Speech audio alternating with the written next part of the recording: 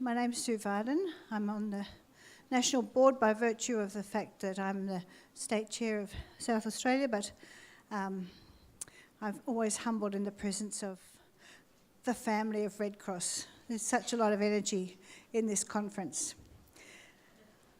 One of the things that Red Cross has done recently is, or not so recently, but in the last little while, is to make a shift in the way that it works. And inspired by Tony Vinson and his postcode analysis, we've started to look at the places where they have the most profound and complex problems, where there's deep intergenerational concern and behaviour that's of concern to the community, the members where they live. And instead of going into as an outside party to help, we've gone in as in collaboration with the community. And we were inspired, of course, this morning with Dawn's talk about complex problems and how you find solutions to complex problems. And Red Cross uses the word complex to describe the communities that it's working in. And we learned today from Dawn how collaboration is important. And one of the things we're going to tease out from Dawn later on is actually how do you make that collaboration work. And one of the other interesting things is how do you know if it's worked? How do you know if there's been a difference? So those are some questions that we will be pursuing later. But I thought that I might just introduce the panel quickly, because I'm going to run them one after the other, so to speak. So there's no interruption and there's a maximum amount of time for their contribution. Now, you know all about them because their CVs are in the documentation that you have. Two of our speakers are Red Cross people who are working in those complex communities, and one, of course, is Dawn, who has provided for us a very important model. They would describe themselves, but I just thought I'd tell you things about them you probably don't know. Matthew Cox will be the first speaker, and he's the group manager in Queensland in Red Cross. He wants you to know that his first job out of university was as an alien in a theme park in London. And he hasn't moved. No, he hasn't moved on when you think about it, really. But he's going to talk to us about our work in Logan, and I have to say I was once in charge of Centrelink, and I know that Logan is an area of great complexity because we had the busiest Centrelink office there, and there were always issues of security. And if there's been a change in Logan because of his work and others, that will have been a great thing. So I know that he, as a Red Cross person, has been put in charge of the whole thoughts about social infrastructure under a community leadership umbrella, which is being led by Jude Munro, who I don't know if any of you know Jude, but she was a very special, or she is a very special person, but she was in charge of the Adelaide City Council as the Chief Executive, and she was also in the Brisbane City Council as well. So deeply respected person, and Matthew's working with her. So I'm looking forward to hearing what he's done in Logan. Now, Dr. Kat Faludi-Ball, who we talked about there, she's done some fantastic work. She's the manager of youth and family programs in Tasmania with the Red Cross. She'd like you to know that her first job was as a hairdresser's model, and she milked cows at the same time. And so I don't think there's any relationship to her present job, except, no, there's no relationship actually. I can't think of any. I was thinking of the green hair, but, hairdressing, hair, a bit of a jump, but it's, in the same family there. And then, of course, now Dawn, Dawn was very respectful this morning, and you would have heard that she comes from Foster, and she was at school with Robert. But you probably don't know that she was once the Oyster Festival Queen in Foster, and she sat on an oyster in the parade. Now, I bet Robert never did anything like that. But we heard today how wonderful she was and all of her work that she's done in Beyond Blue and Lifeline, and that's where I've known her from. She's quite a legend in Australia. So we're very lucky to have those speakers here today. We're talking about place-based work in areas where there are complex problems, and we're going to hear of the innovation that Red Cross is going into in two of those areas. Then when we've heard of those experiences, and Dawn's going to talk some more about her models, we're going to then open it up for conversation, because I'd love to have a conversation with the people in this room. So we're going to start off with Matthew.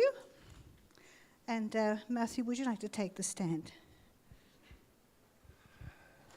Many thanks, Sue. I don't think I'm going to be able to look at Dawn in quite the same way ever again.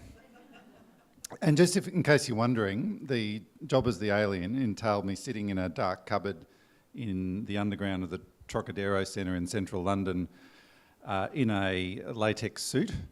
And when tourists would come around, something terrible would go wrong on the ride, and the lights would go out, and I'd creep out of my cupboard, and the lights would come on, and I'd be there in a scary pose.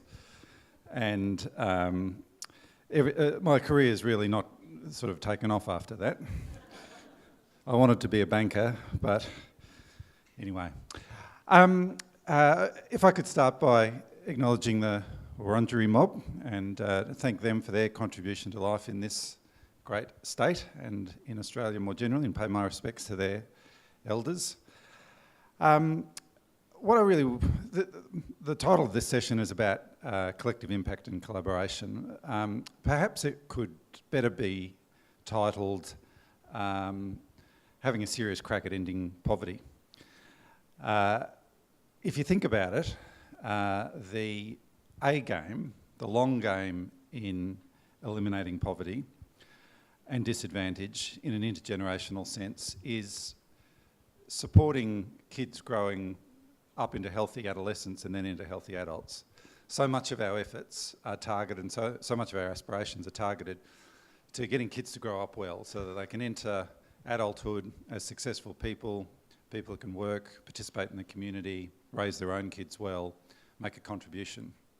That's really what so much of our effort as a community is focused on. And so much, if you think about it, of what the huge mainstream investment in education and health is. In my home state of Queensland, 1 in 2 of all public dollars goes into that task in some way or other. So we spend a phenomenal amount of money trying to grow our kids up well. And for about 80% of us, those mainstream systems, education, health, etc., do the job, and they do it brilliantly. Australia is probably the most successful country in the world at the moment. It's about number 2 on gross domestic product per capita. I think Switzerland still edges us out there.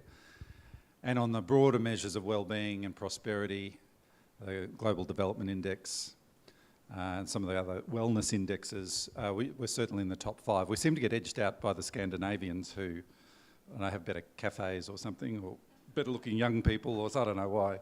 We tend to get edged out of the, to about number 5 on those broader indexes. But they have free education. That would be another reason, yeah. But things don't get a lot better than they are in Australia on average at the moment. This is what success and prosperity looks like in our country. And for 80% of us, these mainstream systems do that job brilliantly well. But for 20% of us, we need somewhere between a little bit and a lot of help to emerge into adulthood successfully and to work and do all those good things. And what's absolutely true, as Dawn was saying this morning, is that for those, the contrast is very stark. For 80% of us, the system works brilliantly. For 20% of us, we've failed largely.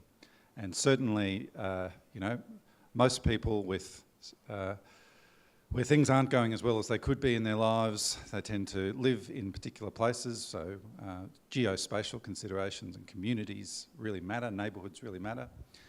And in terms of providing supports and pathways and solutions, we have failed as a community. I think the evidence is in the indicators, despite massive, massive public investment, is that we're not making substantial long-term transformative social change in those places. I think that's clear, and I think Dawn illustrated that really well this morning. So we need to do something different. So if I just take you back to that idea that growing our kids up well That's the A game in poverty reduction. Now, I think you'd also immediately understand that you don't start, if you want to produce a healthy 21-year-old, you don't start when that person's 21 on that endeavour. Or do you start when they're 20 or 18 or 16 or 12? Indeed, I think you'd all agree you start very early in life. And there's a whole lot of research now that proves what we all know, and that is that strong foundations in life lead to better life outcomes. We know, for instance, that the ability for a 3-year-old to manage their behaviour and regulate their emotions is very, very strongly correlated with criminality and unemployment at age 30. So by the time you get to age 3, if things are already not going very well, it doesn't condemn you, but it certainly is very strongly correlated with things not going well for the rest of your life. It's even more true at 8. For 8's a really important development milestone in human development. And if we can get kids to age 8 in reasonable shape, then science shows that you've massively boosted their life chances. So this is the A game. This is what we need to do to create long-term social solutions. But if you think about it, if you think about that task of growing kids up to 21 in good shape, then you can understand the complexity of that challenge. And it goes straight to what Dawn was talking about this morning, about all of the factors that go into producing a healthy adult human being that start before birth, where mum's got to look after herself so the kid doesn't get born with a disability, an acquired disability. 0 to 1, things have got to grow well because that's when the human brain grows more than any other period of its life. The human brain grows more 0 to 1 than it does 1 to adulthood. Human babies get born with pretty small brains, so they can get out. And then in the first year of life, those brains have got to grow really, really fast. So you're laying down the hardware in that first year of life. And things don't go well there, then again, it's not a life sentence, but it's a lot harder to acquire that brain architecture. And the good news is, in the first year of life, there's only about 5 things that have got to go right. And those things are teachable. And they're all about caregiving and parenting. And we can teach them, and there's very effective programs that do teach those things. So there's good news. 1 to 3, you're sort of taking that hardware out on the road, if you like, as a toddler. And I've got a toddler at the moment, and they're pretty hard work. And you need to be on your game as a parent with strong, authoritative, but good discipline techniques. And again, the care environment's very important. Then it's about really interaction with the early learning system, kindergarten. The best school readiness program ever invented, I reckon, is kindergarten. Access to kindergarten and a home environment that promotes access and support to stay in kindergarten, then engagement with the school system and so forth. So these are the things that make for healthy children growing into healthy adults. And along the way, if you've got some extra challenges, if you have a disability or autism, or if you're from a very low income household where there aren't jobs, if mum or dad has mental health challenges, then we need to provide some extra support. So you get this pretty complex web of things that has to go right in a reasonably coordinated way to produce healthy children growing into healthy adults. And it is that pathway that is a complex system, and that's the bit that, perhaps understandably, but that's the bit that we haven't done very well for the 20% of folks who need some extra help. That's the bit we really haven't done very well as a community. So we need to get a lot better at it. So, and it's understandable. You see a mental health challenge, so as a public policy maker, you launch a mental health program. You see a homelessness or a housing challenge, and as a public policy maker, you launch a homelessness or a housing challenge initiative, and so forth. So we have, over the last 20 or 30 years, an accretion of specific, isolated social support initiatives. In Queensland, they counted up the number that the Department of Communities, which is the main funding body in the Queensland government that funds these sort of things, the number of specific programs that had grown up since about 1989. There's 118 of them. And none of those 118 initiatives were about coordinating those investments into a coherent support system. So it's against that background, I just want to tell you a little bit about how we're trying to apply the principles that Dawn was talking about, the collective impact principles, into a project, a place-based project in the city of Logan, which is just a satellite city just to the south of Brisbane. At some scale, there's about 300,000 residents in that city, to try and apply these principles and transform the community's effort into a support system that does the job over the long term. So it's a 10-year framework. So what is this project? It's called Logan Together, and it's a long-term whole of community campaign to grow kids up well. It uses the collective impact model. Dawn's gone through the elements, so I won't go through it, but it's paying very close attention to each of those elements. And this is what we're trying to achieve. Dawn spoke this morning about the importance of measurement, having a really clear scoreboard, so we know whether we're making progress, and that's certainly what we've been focused on here. So there's a dashboard of data that we want to use to develop an understanding of whether we're making progress with growing our kids up well in Logan. But here's two really core data sets that we have that are very powerful, that are already collected. The AEDI, or ADC as it's now called, is a sample of about a basket of 5 indicators collected when kids are about 4.5, going through prep or pre-prep programs. We know in Logan that the percentage of kids who are developmentally vulnerable on the AEDI scores is quite a bit above the Queensland average. We know that. And, the other score over... Sorry, I've managed to replicate the same graph twice. It's so important, I've given you the same graph twice. The other graph should be NAPLAN scores in Logan schools. So NAPLAN's a flawed data set if used the wrong way, but it's a pretty powerful data set if used the right way. So, you know, as a proxy measure, if kids are turning up to school and in grade 3 able to learn reasonably well and get the basics reasonably well, it probably means things have gone all right early in life to that point. So there's lots of other data, but these are the sort of the scoreboards we're using to marshal the whole of community effort. So the AEDI, NAPLAN, and there's about 32 other indicators that the state government is collecting. So we can check on progress at kids at 6 weeks old, 1 year old, 3, 4.5 at the AEDI, and 8. And our aim is to make that gap disappear over 10 years so that Logan kids overall will be as healthy and full of potential as any other group of Australian children. We're doing it by lining up all of those things that we know go into making healthy kids.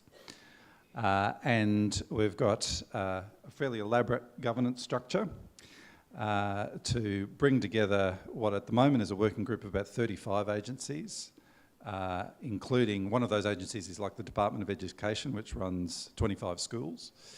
One of them is the Department of Health, which runs a couple of hospitals and a whole lot of health clinics and child and maternal health services. So we've got about 35 leaders who do stuff that you need to produce healthy kids. And we're all sharing a plan that looks, this is an illustration, but it's going to look a bit like this. So here's the -9 months to age 8 time sort of lifespan. And we're setting very clear goals up the top. What do we want our kids to be able to do? What are the capabilities we want our kids to be able to do at key life transition stages?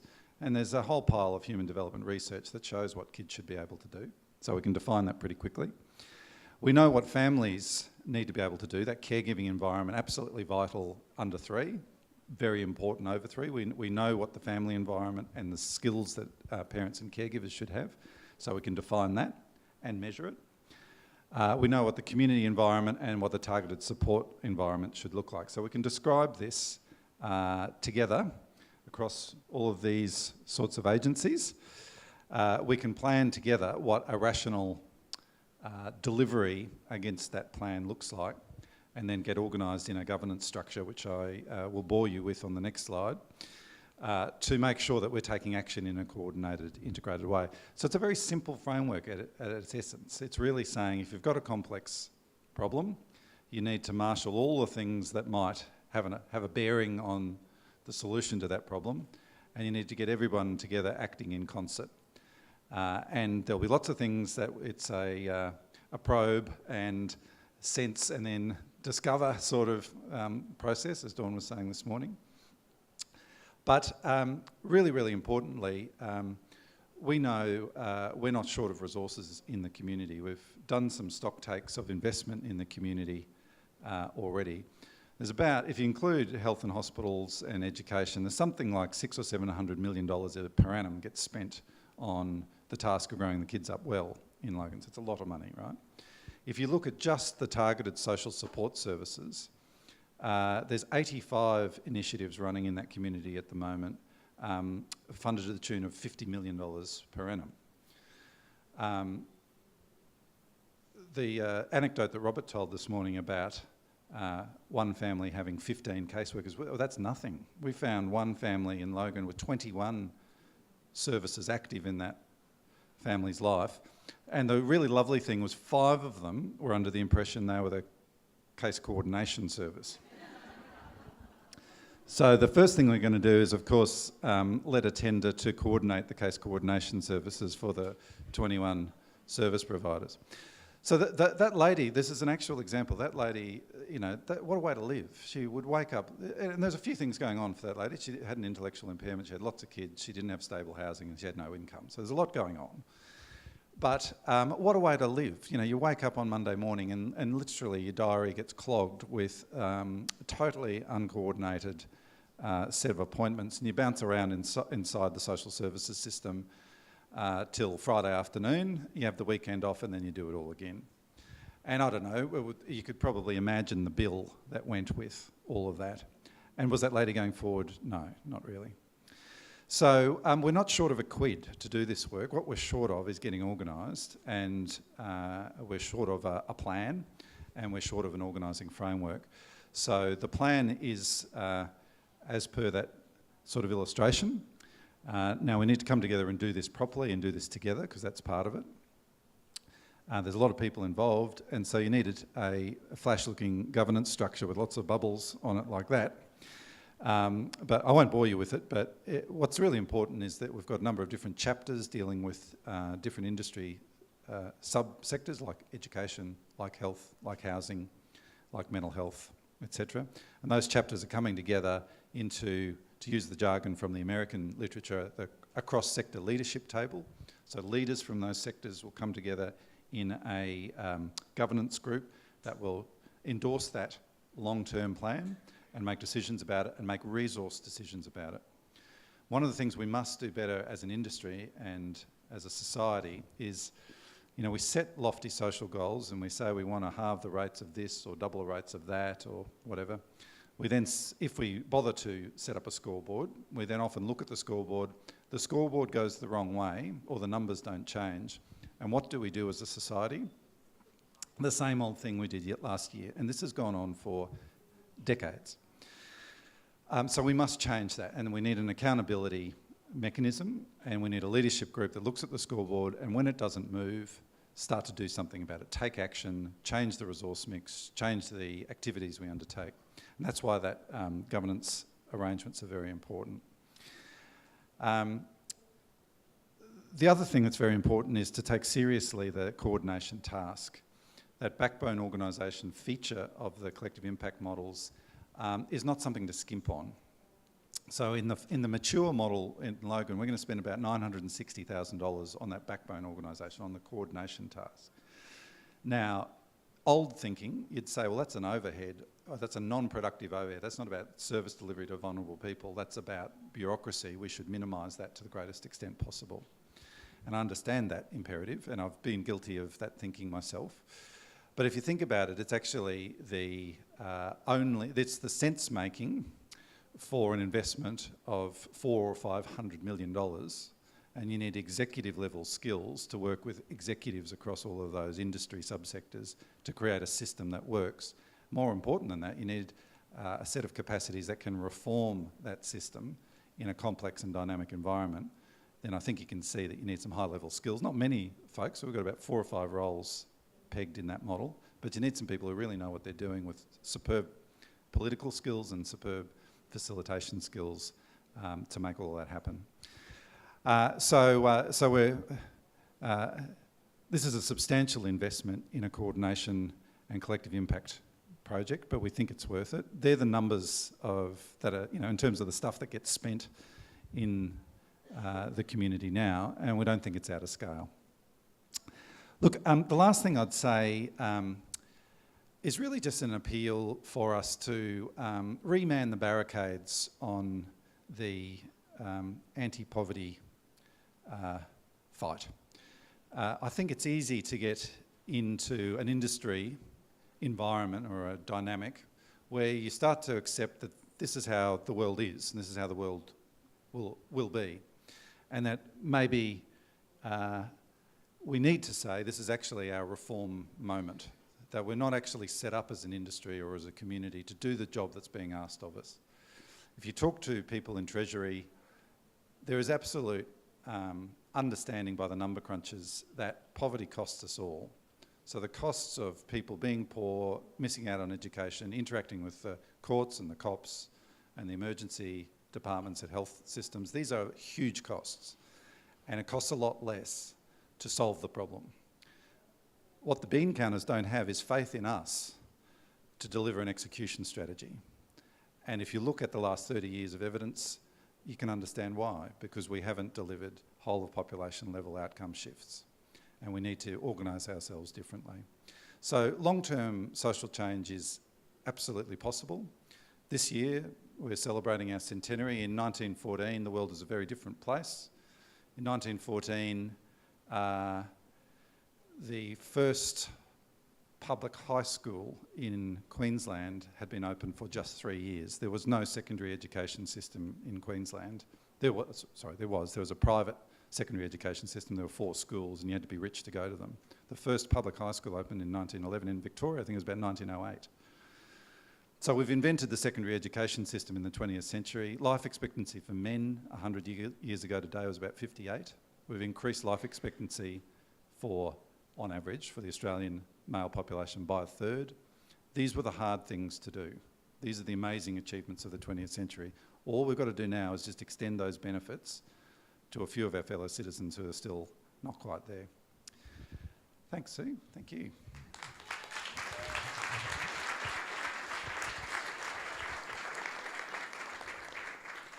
Thank you, Matthew. Kat. Yeah. Thank you. So we're taking a bit of a different track today. I'm providing a case study for the place-based work that we do in the Bridgewater-Gagebrook area. And so my role in that is to manage the youth, families and communities team, and the place-based work falls in under that banner. We've got a number of community members and staff here present today, so I'd like to ask them to stand up so that I can introduce them, because we work together as a team. We have Damien over here. Woo! The fabulous Marie.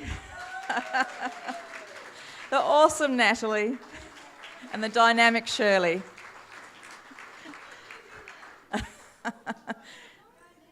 There we are. Okay, so when I read this speech out to myself last night, I realised that it was twice as long as my allocated time, so I'm going to sort of cut through things fairly quickly.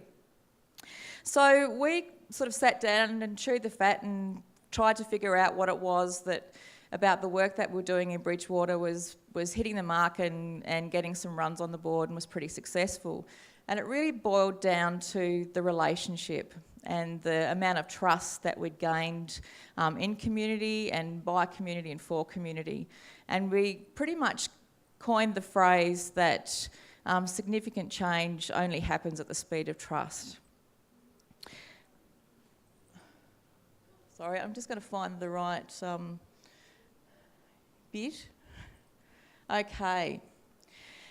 So I'm going to explore the work that's been happening on the ground, but I also thought it would be good to contextualise why we're working in the Bridgewater-Gagebrook and Herdsman's Cove community. So when you look at the CEFA indexes and all sorts of social determinant indexes, when you compare what's happening in Bridgewater and Gagebrook to the Tasmanian average, you get things like this. So there's double the incidence of crimes of violence. There's double the likelihood of assaults to police. There's a high head count of children, nearly double that of other municipalities. There's triple the count of young mothers in this community. It's 40% public housing compared to 5% for the rest of Tassie. 40% participation in employment compared to 60% for the rest of the state. The average weekly income is only 2/3 of that of the rest of the state. 14% are receiving disability support compared to 3.6% of the rest of the state. 8.5% are on New Start compared to the Tassie average of 2.7%. 4.5% are receiving carers payments, and the Tassie average is only 0.9%. So, lots of bleeping, lots of radar scoping happening. We recently undertook, in partnership with the Salvation Army, a consultation with 6 to 12-year-olds in community. So I thought it might be nice to share some of the things that kids decided that they didn't particularly like about their community. So they don't like challenging people, pedophiles, rapists, murderers, hooning, burnt-out cars exploding in the night. They don't like loud parties and noisy people and drugs and syringes in the park.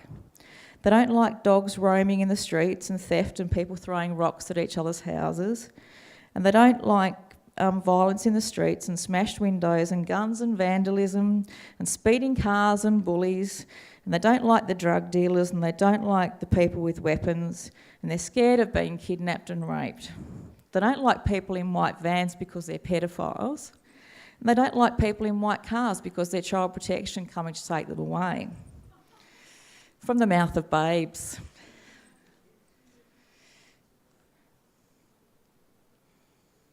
So there's another interesting thing about the Bridgewater community, and it comes from the service sector. So I refer to the bridge over the water image up here. So the service sector charged with supporting families in the suburbs have inadvertently added to the complex issues by impacting on the autonomy, self-determination and confidence of residents. So the residents in the Bridgewater and Gage Brook community have long endured the perception of being isolated and removed from the mainstream of community of Tassie's capital. And apparently once you cross this bridge and into the suburbs located directly on the other side, you risk being changed forever. The community sector have long referred to this structure as the steel gates behind the Flanny curtain. So part of the initial scoping that was undertaken by Red Cross in this community about 4 or 5 years ago was that the community and the families had taken this narrative deep within their family identity.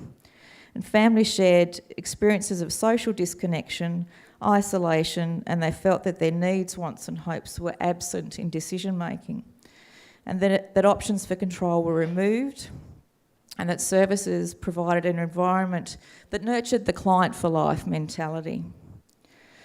Other concerns that were raised were around feelings of safety in community, family violence, and a feeling that opportunities for personal growth were extremely limited. Community decided that they were the wicked problems and that they wanted to address them, and that they wanted Red Cross to support them in doing so. So in the early days, I wasn't around, but Marie's coined this lovely phrase of loitering with intent. And a lot of loitering with intent happened. So there was a lot of going to barbecues, to participating in local events and that kind of thing, just being there and being a presence and soaking up the vibe, soaking up the narratives and consulting and gathering together information, feeding that back to community to see if we were on track, and then sort of got cracking with some ideas around what we could do to support them in addressing the issues that they'd identified. So some of the issues that were identified, surprisingly not, were safety education and attendance to education and intergenerational attitudes and experiences of education, the client for life mentality, the lack of input and control and decision making, social disconnection, isolation, and the perceptions that they had taken on from the broader community. So some of the work on the ground, and I do have to flick through this quickly, sorry. So in getting in the thick of it, staff and community joined together for things like NAIDOC Week initiatives and local forums and Christmas pageant, barbecues, and undertook activities for the Youth Homelessness Week. Greatest Shave, Marie again, being amazing with her hair or lack thereof. Relay for Life. YPCN I'd like to have a quick chat about. So in response to a locally identified gap in service delivery and coordination of available services to young people in Red Cross, Red Cross supported local parents to develop the Young People's Community Network. And it was named that by young people themselves, and YPCN has initiated multiple local initiatives since its inception, and that's still alive and strong and is just being reevaluated at the moment. So other initiatives such as the volunteer lunch with students, we had Red Cross staff and community supporting young people to deliver lunches to volunteers. Obviously, school associations, connection with Tagari Lea, which is the local Aboriginal Child and Family Centre, has been pretty pivotal.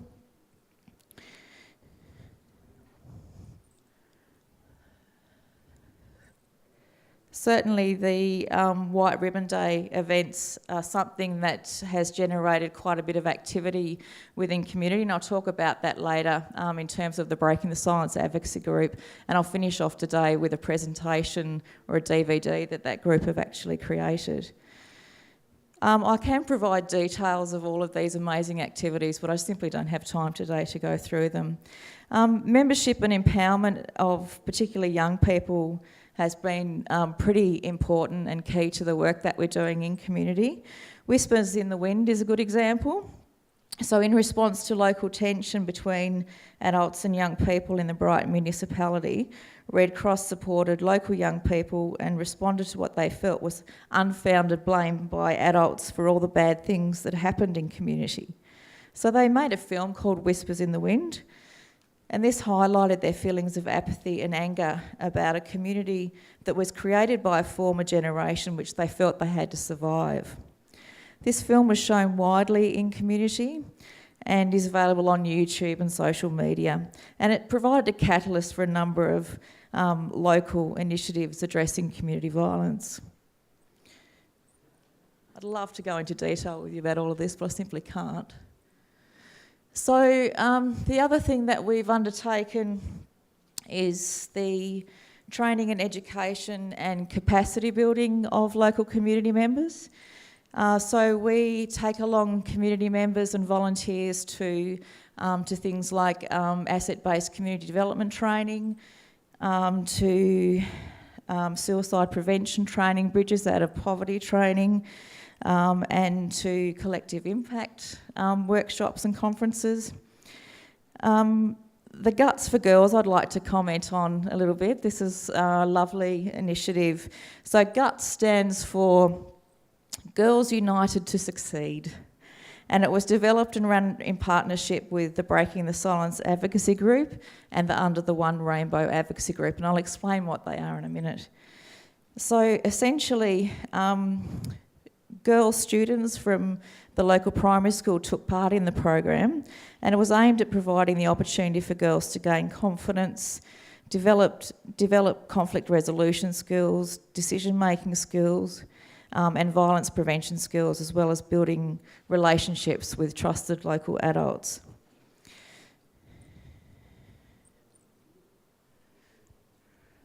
I think I'll move forward to the systemic advocacy work that we've been undertaking.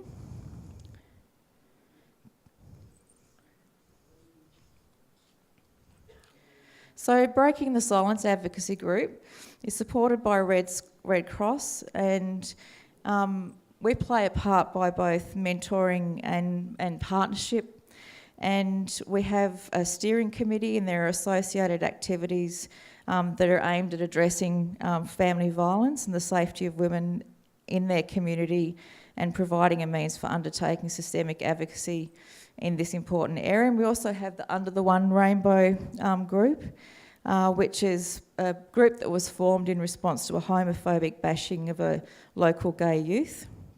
I'll go into a little bit more detail about that in a minute.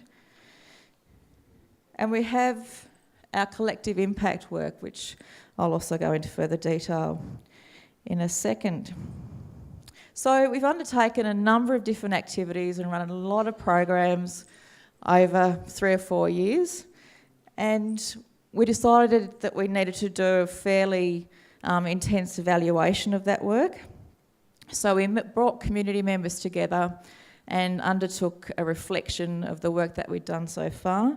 We wanted to know, given what their starting point was and their desire to participate in decision making and form new trusting networks and connections and be front and centre in all that they're doing, whether we were getting to that. So the evaluation took place, and the group shared with us unanimously that they had access to decision making with authenticity through the programs that we'd run and through the initiatives that they were leading in community. That they were supported by developing their skills, and that this learning had a ripple effect on community. So we were providing training for community, and then community were going out and running that training within their local areas. So they also reported improved intergenerational relationships, and they were owners of identifying their issues, coming up with solutions and implementing those solutions. I'd like to share with you this fabulous mind map that Damien put together for us. Oops. If I can get the little doohickey thing to work. Bear with me.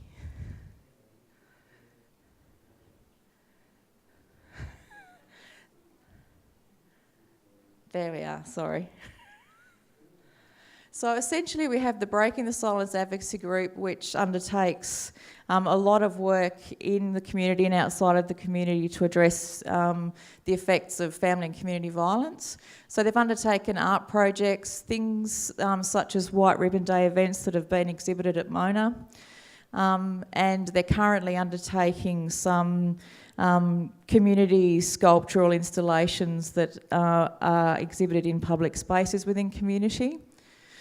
We have undertaken systemic advocacy that's been mentioned in Parliament, and the Community Trauma Action Group, which I'll talk about in a minute, which is part of the collective impact work, has produced the pulling together of key players that simply weren't interested prior to the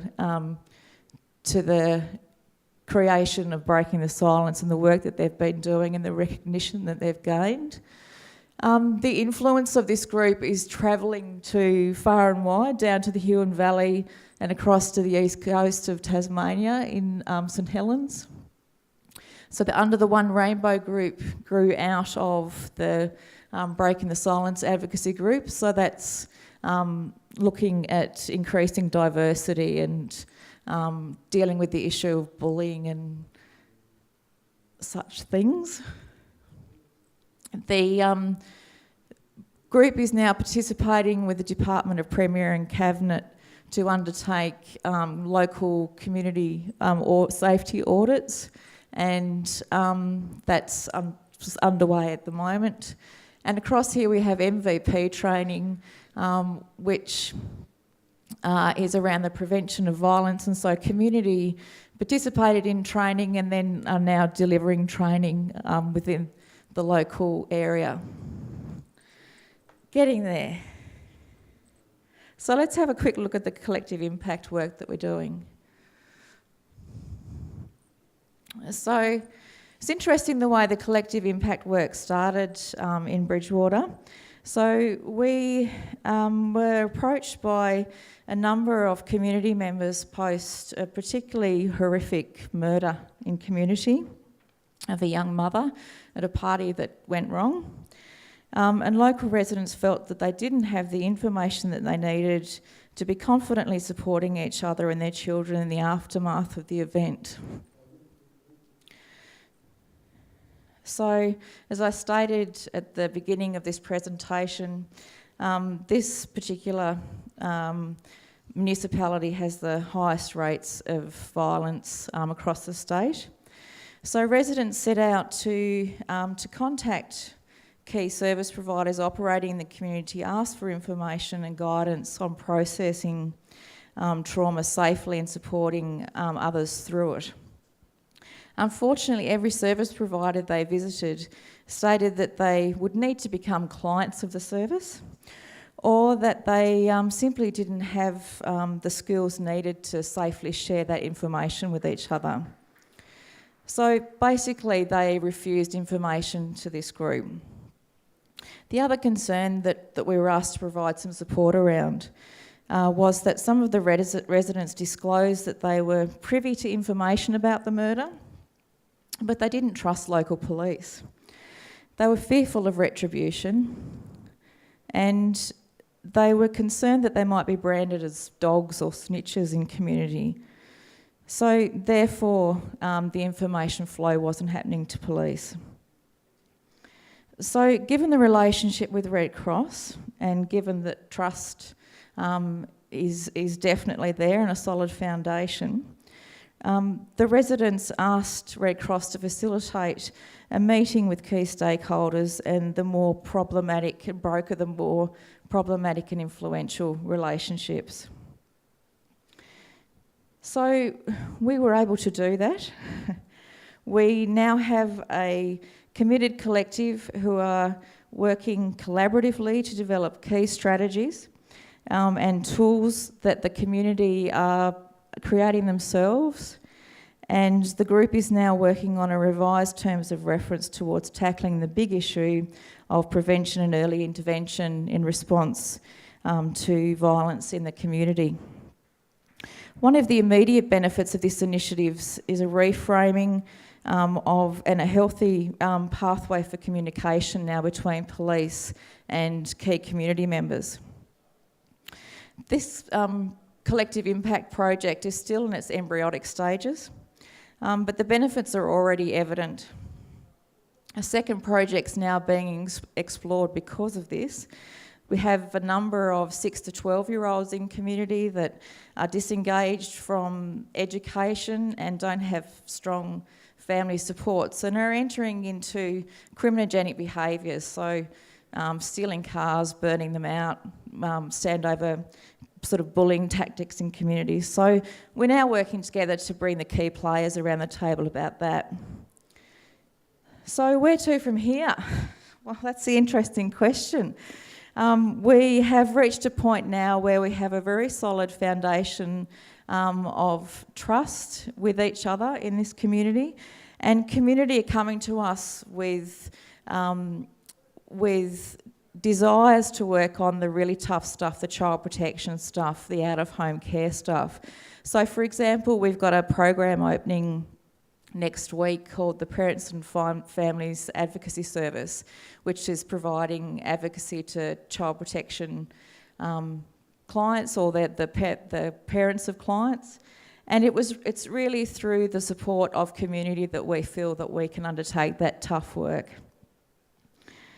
So we're pretty keen to do a stock take on what the social return on Red Cross investment is in this space. So we're looking at undertaking an SROI evaluation, and we want to move forward with some pretty solid methodology around the next 2 or 3 years, goals, outcomes, and to be tracking those very closely. So looking at results-based accountability framework for something like that.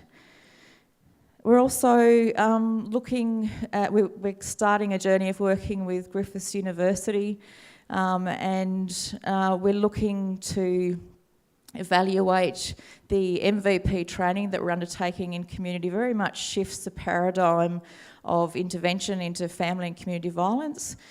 Generally, the prescribed support for family and community violence is crisis intervention, one-to-one counselling, quite a clinical model. We're really interested to see what the impact of family violence, how it's shifted if we've got community that are delivering training within their own municipality and measuring the benefits of that sort of grassroots model of service delivery. So the interesting thing too is we've got other service providers checking out what we're doing because it's quite different. And we've now got other service providers coming to us and asking, can they access the secret for whatever it is? And we have community members that are now working with other service providers in partnership with schools and are forming, I guess, their own alliances and relationships directly with other service providers. So we wondered, why was this working so well? Why was their trust so solidly there?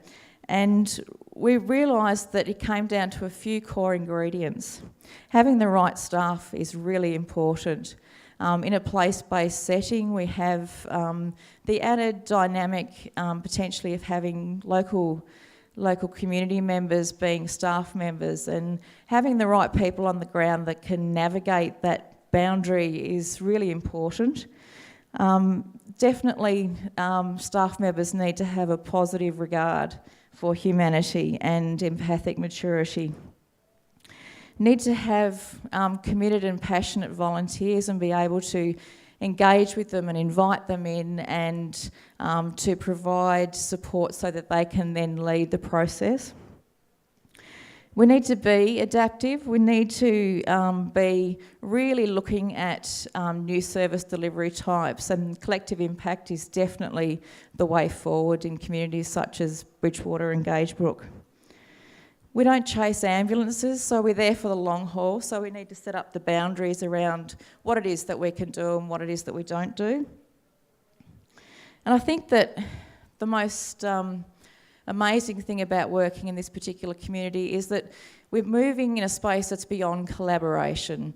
The boundaries are really blurred, and certainly we don't delineate between staff, so employees, and volunteers. It's just we're one big team together.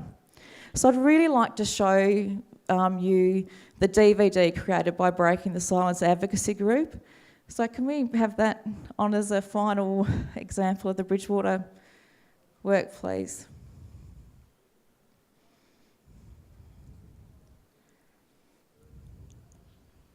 Thank you.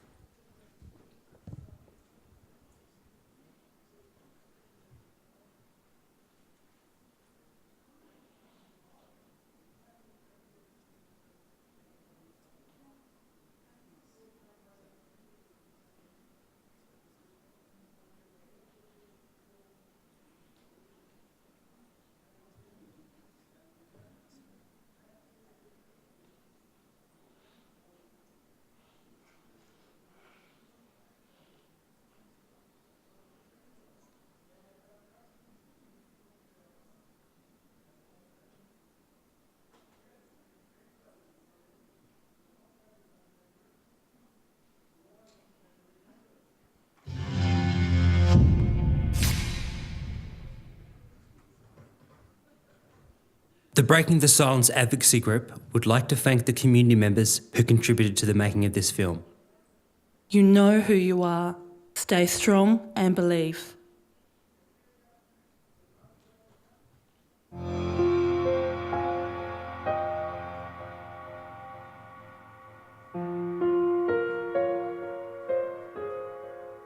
When the young people of our community were spit in the wind,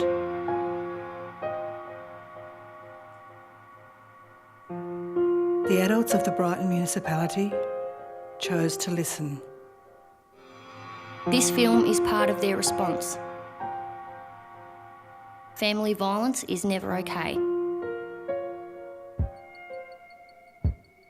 By the time you are finished reading this, someone will be affected by family violence. Will it be someone you know? Someone you love? Or will it be you? Did you know? 1 in every 3 women has been beaten, coerced into sex, or otherwise abused in her lifetime. He actually threw me. The sound I made when I landed scared the crap out of me, and it was like this trigger came in. This is abuse. This is family violence.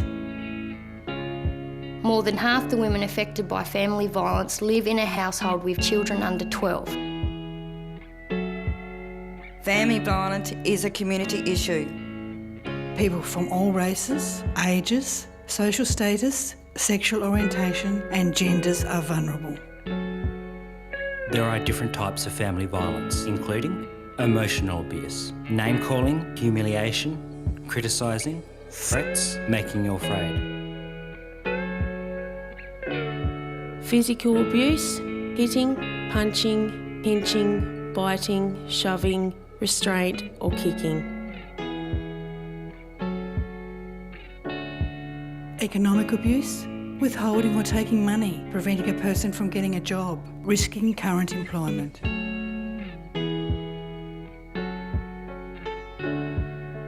Sexual abuse, unwanted contact, rape, attempted rape, restricting access to birth control, threats or pressure.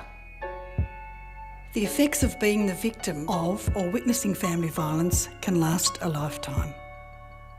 Low self-esteem, depression, anxiety, post-traumatic stress disorder. If you are experiencing any of these signs of abuse, please get help before it's too late. In Australia, 3 women are killed in family violence situations each fortnight. Family violence is a crime. You are not to blame. You are not alone. There are people who can help you change your life. It may be scary, but the alternatives could be worse. The time is now. We all have a role to play. If we break the silence, we can end the violence. This film is dedicated to the women, men and children living with or who have been lost to family violence. You are not forgotten.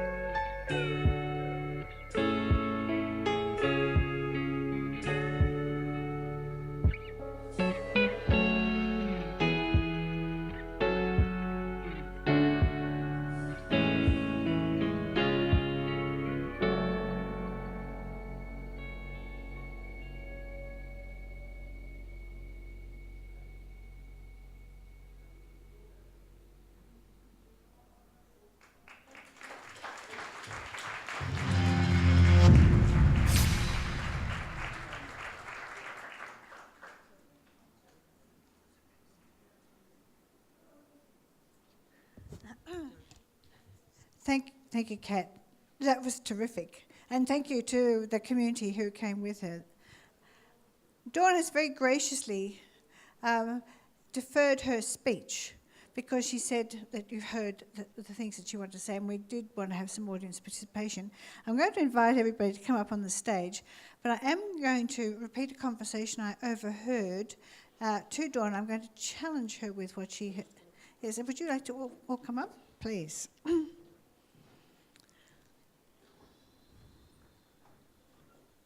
Thank you. Now, when we were at lunch, I'll just see if he's in the room. Someone came up to Dawn and said, I'm a bit sceptical about all that stuff about statistics and measurement, because anybody can manipulate measurement. And people get the word, this is the way you get money now, and, you know, so they can sit down and get some statistics. So the quality of the statistics and how you picked them was important. And I thought you might like to have a go at that as well, Matthew, because you had 2 sets of statistics, even though it was the same one twice. And I thought, hallelujah, he's only got 2. And then he said, but there's 32 others. And I'm thinking, right. So I was interested in statistics. I was interested in the community accountability. How, it's always reporting to the government, but I've heard now 3 times in various ways being accountable back to the community. So if we could start with Dawn, go to Matthew, and then Kat, could you talk about the community accountability too? Thanks, Sue. One of the things I was very fortunate to do was to do a study tour in the US and meet a lot of people that have been doing this work. And one of the things that I heard quite a bit was, yes, you can lie with data, but you can lie a heck of a lot better without it. And yes, I know that data can be manipulated, but if you have no data, no baselines, it's very difficult to know how you're progressing. I think one of the things about collective impact and the way we measure results, there's some significant differences. First of all, what's important is really being able to measure the difference we're making collectively at a population level. If we try and aggregate all of our contributions and the difference we make because we're all collecting different data, it's almost impossible. It just doesn't make sense. So that's one of the big shifts is measuring at a population level and being able to see what's changing over time. One of the other things that is increasingly being used in collective impact type initiatives is what's called developmental evaluation, which is a different style of evaluation. The evaluation that we're traditionally used to seeing and applying is where it's perhaps done externally. It might be formative or summative evaluation, and there's some kind of assessment at the beginning and then an assessment at the end of the project or the program. Developmental evaluation is about measuring incrementally as you go and seeing what difference the things you're collectively doing are making. So you might remember that little graph of the early childhood readiness. So it's about amplifying what's working. If the arrows are going up, if things are getting better, do more of that. If the arrows are going the wrong direction, you need to stop and do some discovery to work out what's not working, what's not helping, what's going wrong, what's changed, so that you can dampen what's not working. So it's being able to stay very close to what's going on for people in community and responding to the changes as you see them occurring. And so usually that evaluation is happening internally. You're doing it. It's not external evaluation. You are measuring your progress and the work that you're doing.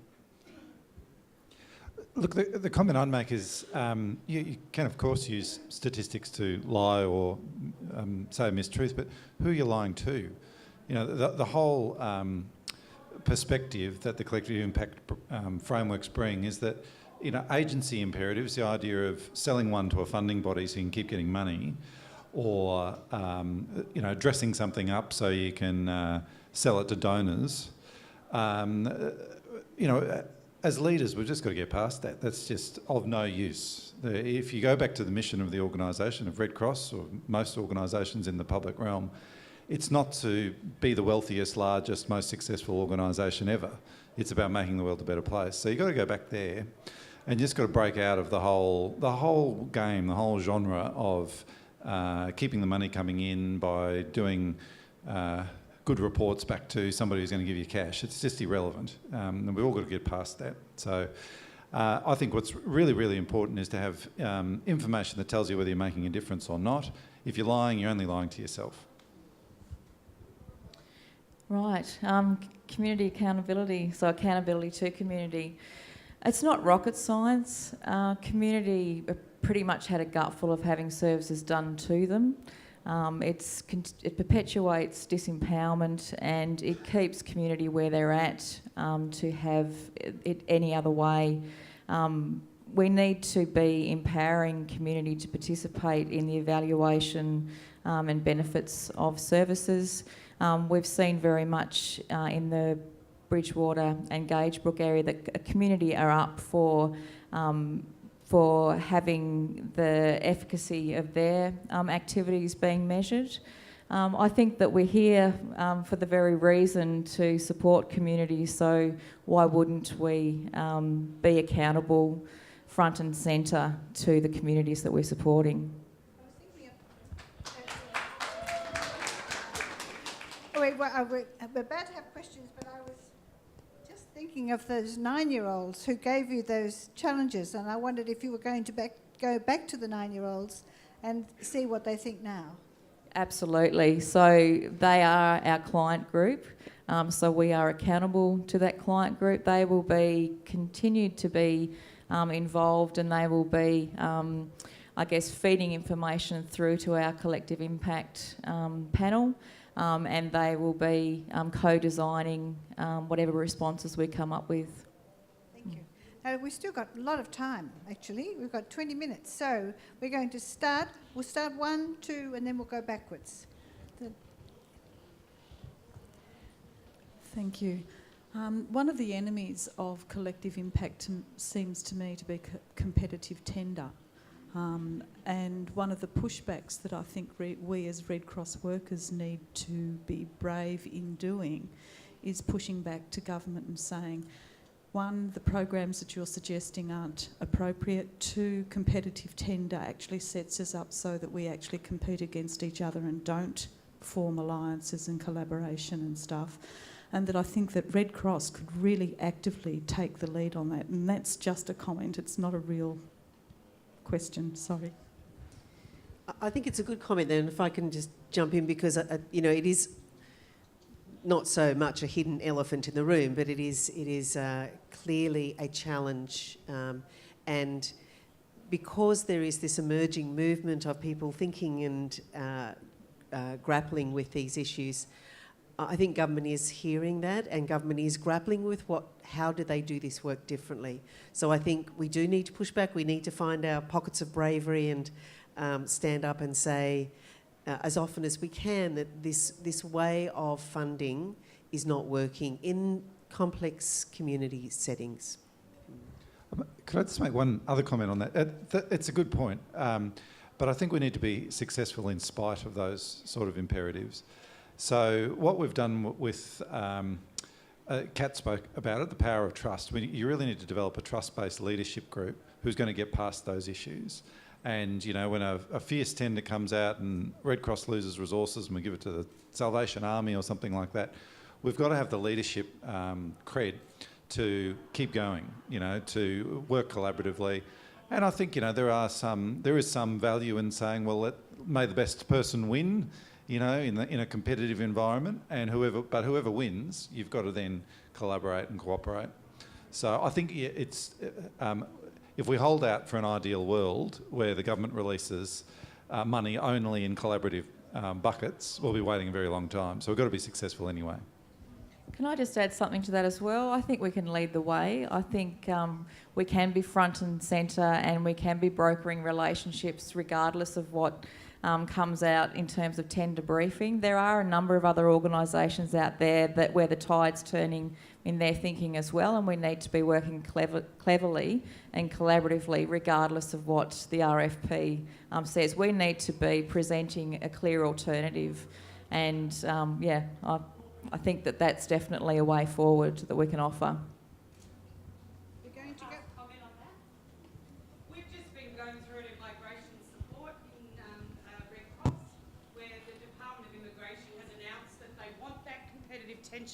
It wasn't our tender bid. Oh, I really hate my. It wasn't our tender bid. It was their need to keep the environment competitively tense. And so I'd say we've made a really big decision in Tasmania to not play that game and to do as much as we could with the other agencies to make sure that the mutual clients we have their needs met.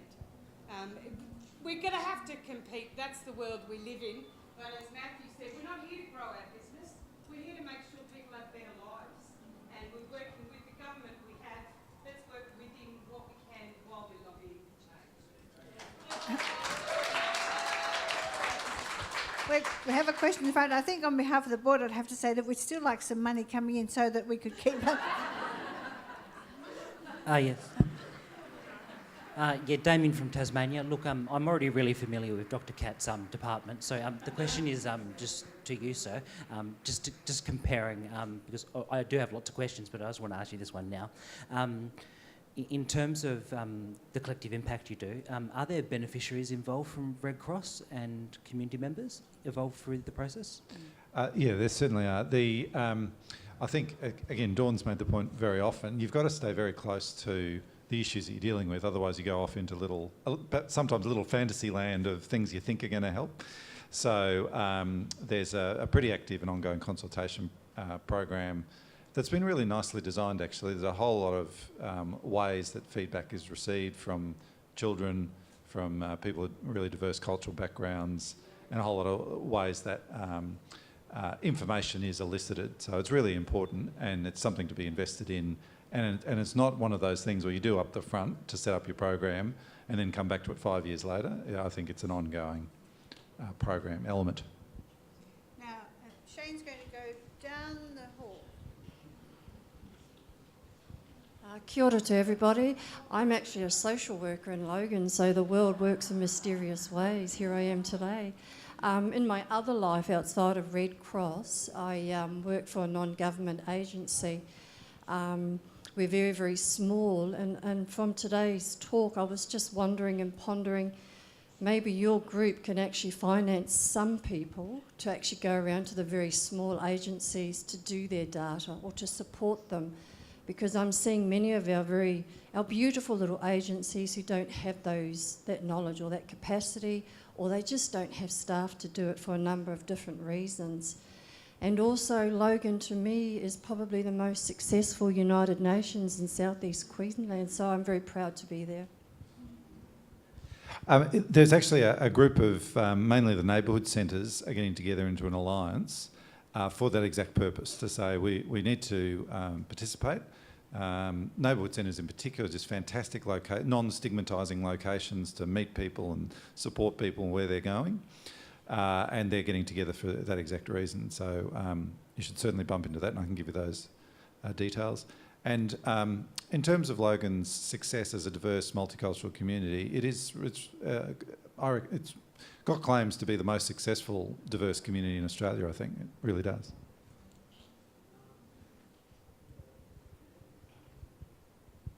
Thanks, Shane.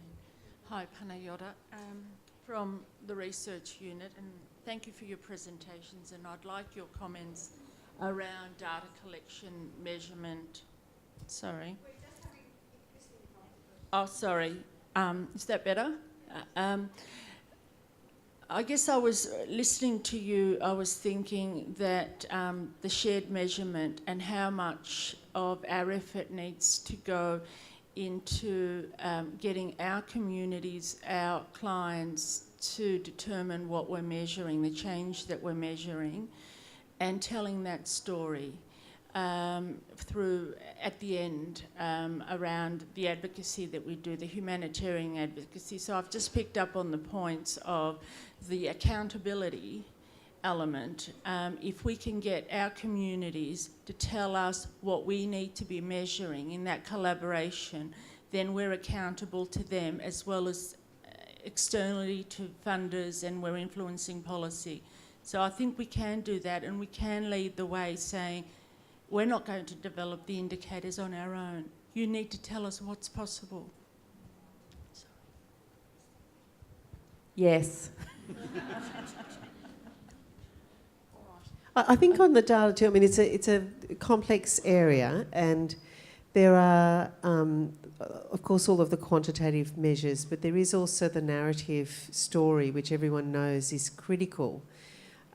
Dave Snowden, who developed the Cynefin framework, has developed a thing called SenseMaker, which is a way to gather the stories, the narrative, which actually is what informs what people do and how they live in communities, and a way of aggregating that so that we can find out what is the predominant or the primary narrative in communities that is guiding the behaviour. And that's critical to us getting close to the issues and understanding what's happening. And I think getting better at listening to those stories and communicating back through story to communities is part of the skill set that we need to develop.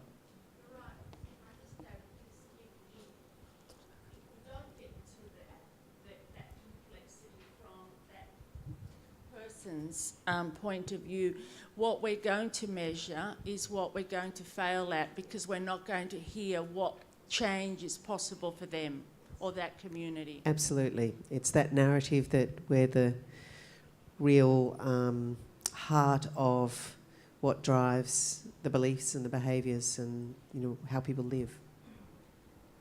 Hello, it's Marie again. I like a good chat. I'd also like to point out, so it's more of a statement rather than a question, that when we're thinking about leadership, it's not just that Red Cross influences outside our organisation. We have some really great leadership within us. I could not do the work that I do in my community unless I had a supportive team around me. I needed someone who would listen to my very off-the-wall ideas that I shared with community and say, yes, to be brave enough to say, well, let's have a look at that really tough problem that no one else will look at, that we will bravely go with community as a team and do that. So with Kat and the lovely Russell over here who's trying to run away and hide, we have a really good framework, I believe, in Tasmania that allows us to do big, brave things. And yes, our team.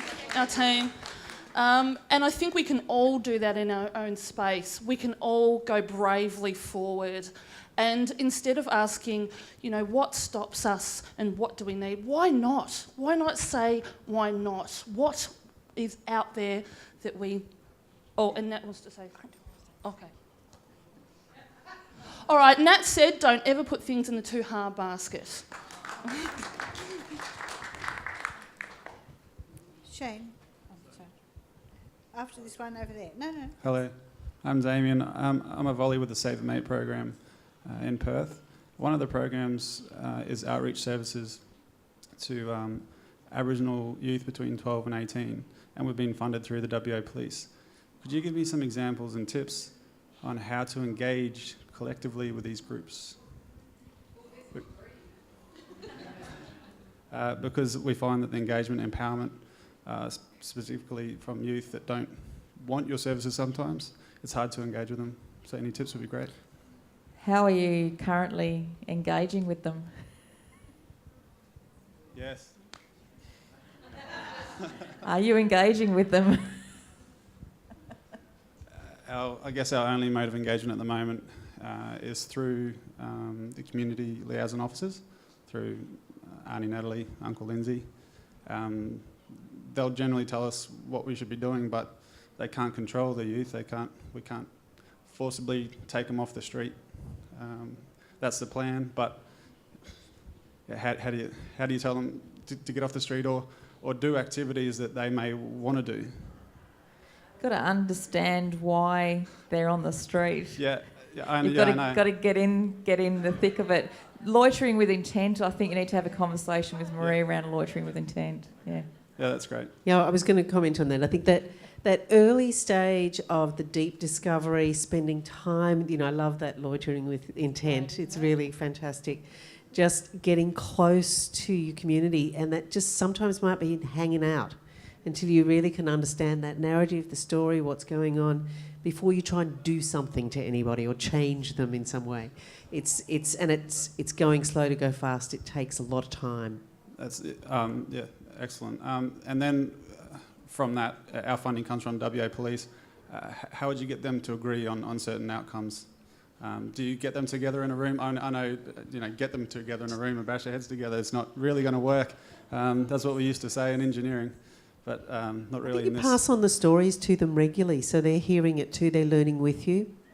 I think that's part of the collective impact journey. We're creating a learning environment where we're all learning together. So include them in the learning journey. Find your champions within the police force and take them with you.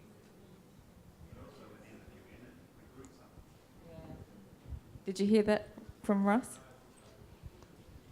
So also find your champions from within community and take community with you. Yeah. So I do actually have a question. I'm jumping gun because I've got the microphone, but part of the answer, I think, is about recruiting somebody from within that target group, getting them engaged with you and letting them lead the rest of community to you and educate you along the path. I guess my question around collective impact is around the two biggest challenges that I see from a management perspective, one of which is about the building of relationships with other service providers, because not just because of competitive tendering, but because of organisational cultures. It's how do you bring all of those people to work collaboratively, genuinely, authentically around a table and get them to accept that it means giving as well as receiving. The second part is that an essential component of collective impact is around community consultation and engagement. And I think organisations often become paralysed with the question of how much consultation. How do you know you're consulting with the right members of that community and that you've done it broadly enough and deeply enough for it to be effective? I'm so glad you asked that question. Because one of the things that I didn't emphasise when I spoke this morning that I was going to had I talked was the importance of the cross-sectoral piece. This is, when you're working at systems change level, it's essential, not optional, essential to have all parts of the system in the room. So that's government, all levels, local, state, federal, business people, community service organisations and people with a lived experience.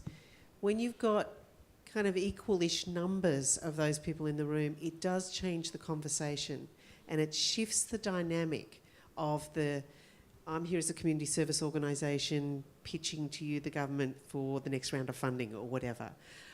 Or trying to say how great I am compared to everyone else, whatever. So that cross-sectoral piece is really, really critical. What was the second part of your question? Oh, the community consultation. Yes, and that the person with the lived experience being that accountability mechanism is absolutely critical. And I think we know a fair bit about sophisticated levels of public participation, so the IAP2, really unpacking what do we mean when we say consultation. Are we just informing people? Are we collaborating to co-design a solution? Are we empowering people to make a decision? And really being a bit more sophisticated about that. And we're a little bit sloppy about it often. So I think getting some rigour into those processes is important. I think the other thing around consultation is that if you're undertaking a community-led initiative, then you don't have to worry about consultation. It's not something that you are adding on to a process. It is a part of the organic nature of the process, and therefore you remain totally accountable because they're your teammates. Around the competitive stuff, well, I'm a self-confessed relationships-driven person, so it's again around finding key champions within other organisations that will genuinely co-design new models together with you, with the community on board, leading front and centre. Consultation question, session 1, comment 1 from person 1 in our experience. You're not going to bloody ask us what we want again. Just get on and freaking do something. That was comment 2 was from a very high-functioning young man who said, "Look, I think you're just going to be. What I'm worried about is the paralysis of integrity. You're going to want to be so, full of doing this perfect. You're not going to do anything. Just get on and do something." So I think it's a judgment. You need, as Kat's saying, you need to get to that point where you feel confident. You think you know how to move forward. Give it a go. If it doesn't work, be nimble and adjust it. But on the leadership question, it is absolutely fundamental. And I think these sorts of initiatives won't be successful everywhere. And the core reason they won't be successful is the people you got involved. And it's a leadership function. It's a getting organised at a community function, which is a leadership function. That's the core hypothesis, is that we're failing because we're not organised and we don't have a good plan. And all of that's about leadership. So if you don't have the right leaders, it probably isn't going to work, or it'll only be partly successful. So we've spent an awful lot of time So that's the first thing I'd say. The second thing I'd say is we spend an awful lot of time on the authorising environment in which the leaders that we're working with operate to get their intent was very, very, very quickly to participate. But there are a whole lot of reasons why they'd be constrained from participating. So the Regional Director for Education, right, it runs 200 schools across a broader area. So she's quite a senior executive. And the first 3 months working with her, she said, I need you to come and talk to the Director General. I need you to come and talk to the Minister. I need to be allowed to do this. So we spent, I reckon, we probably went from 0 to everyone on board at a local level in about 3 months. We then went, it took another 9 months to clear up their uplines so that they could participate. Thanks. So my name is Kate Fitzgerald. I work for a federal government agency called Emergency Management Australia, and I'm interested in the applicability of the collective impact framework to natural disasters. As you probably know, after natural disasters, you tend to see a lot of agencies and money being injected into communities, often to the detriment of existing sort of social welfare programs.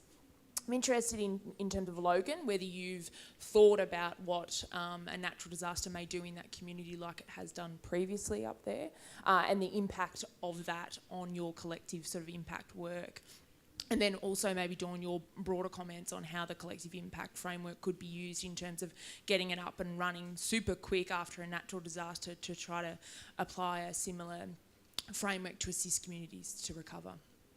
Well, I completely agree. It's a huge issue. You'd be aware, you know, that what happened after the tsunami, what happened in Haiti. You know, you literally had 4,000 organisations. It was something like that number turned up in both of those instances, and there was a whole industry in trying to get the 4,000 organisations. And some of them were just told to go home, please, come back later. You know, so it's an absolutely big issue. But I think, you know, what Dawn was talking about this morning is it's a little bit contradictory. In those emergent situations, sometimes you just got to do it. You just got to make a judgment call and get on and do it. But I don't think the two are mutually exclusive. Maybe it's about a phasing thing. There's maybe an emergent phase, and certainly in recovery phase, longer term recovery, I think it's absolutely applicable.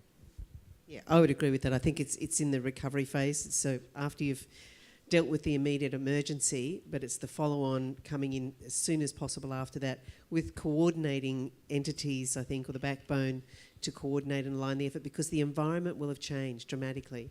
I mean, communities in the north of Victoria after the bushfires, they've seen significant impacts of trauma on children in their learning capacity. So a whole lot of things have to change in the community to respond to the emerging needs. So, you know, enabling communities to shift and change to respond to what is the result of that emergency is critical. So I think it's very applicable following the emergency response. We are very close to being finished, and there are hands all over the place. So I think I'm going to have to stop the questions, but the people will be here for a while. So that was a very useful, instructing session, and I would like you to thank Dawn and Kat and Matthew very much.